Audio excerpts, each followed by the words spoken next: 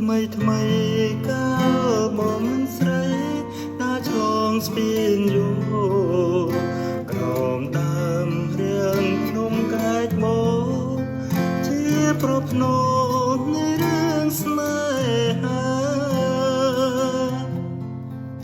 កាលនោះបងទើបជួបជីវ៉ាបងលួចចោលកន្ទុយ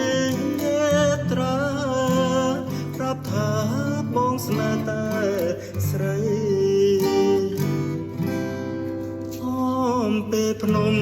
ទ្រនំវាសនាចាពីបូពេលថ្ងៃបាក់រសៀលជាលជ្រែយកបំពេកូនក្រំដើមជ្រៃ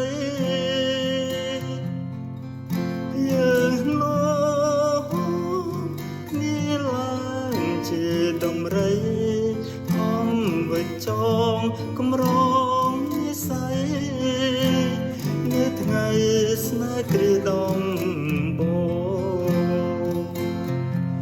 តើអ្នកណាមានភពវាសនាដូចខ្ញុំ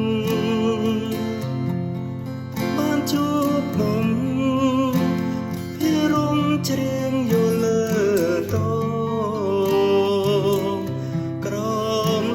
ជ្រៃក្រំ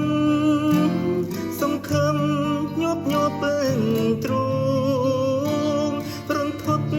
ញាប់ញ័របេះដូងពេលតងយកទៅយកមកកាមួយតងបងនឹងបេះមកយកទៅថ្នមថែអ្វីបើផ្កាដល់លើដីស្រែមានមេជាតិកាបរិសុទ្ធសូមស្ពេជួយនាំពីសម្បត្តិទូផែនដីរលាយរ